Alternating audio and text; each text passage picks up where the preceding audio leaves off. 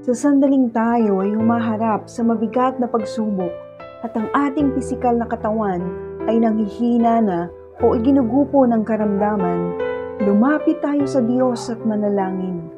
Dahil ang Diyos ang pinagmumula ng lakas, aliw at gabay sa araw-araw.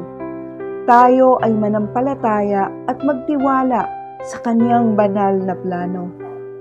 Ayon sa Aklat ng Santiago, Kabanata 5, talatang 14 hanggang 15, mayroon bang may sakit sa inyo?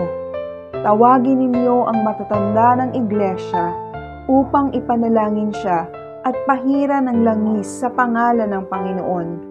At ang panalangin na may pananampalataya ang magpapagaling sa may sakit.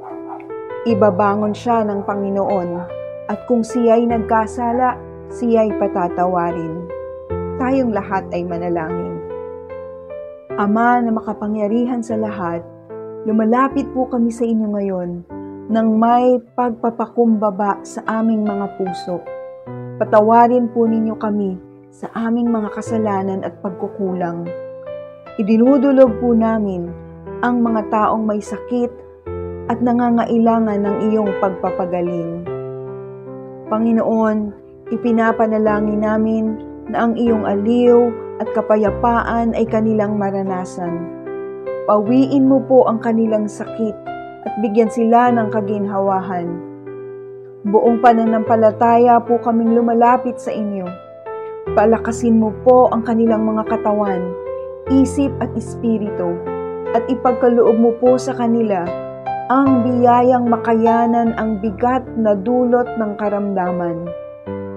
Naway madama nila ang iyong presensya na nagbibigay sa kanila ng pag-asa at katiyakan. Dalangin din po namin na matugunan ang kanilang pangangailangang medikal. Magkaroon sila ng sapat na pananalapi upang matugunan ang mga gastusin na kinakailangan. Hinihiling din namin na gabayan mo ang mga kamay at isip ng mga medical professionals na nag-aalaga sa kanila.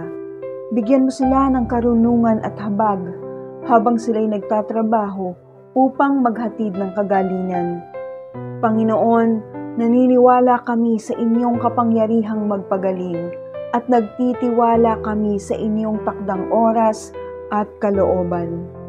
Para po sa mga pamilya at mahal sa buhay ng mga may sakit, Panginoon, hinihiling namin na bigyan niyo po sila ng kalakasan at kaaliwan.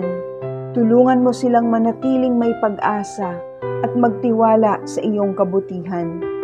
Pinanghahawakan po namin na ikaw ang dakilang Diyos ng kagalingan.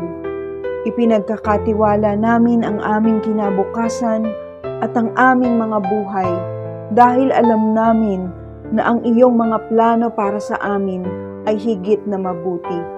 Ito po ang aming dalangin sa pangalan ni Jesus na aming tagapagligtas. Amen.